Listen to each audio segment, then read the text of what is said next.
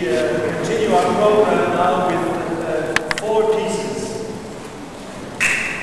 The first is by Ingvar Lindholm. He is of the oldest generation of living Swedish composers.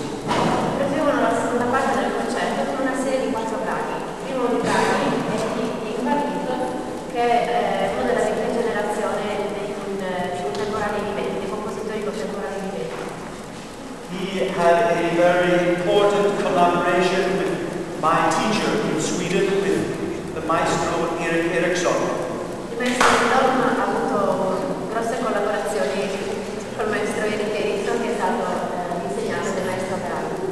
And Ingvar Lindholm composed many very, very important pieces in collaboration with Maestro Eriksson.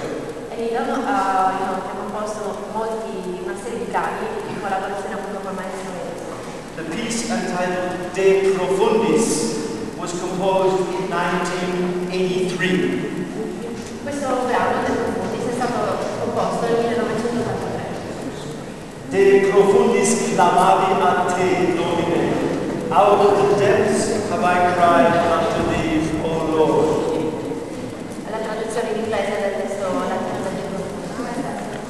And with great comfort at the end of the piece, we ask for the mercy of the Lord. With great comfort, we say, please have mercy on us, Lord. Con grande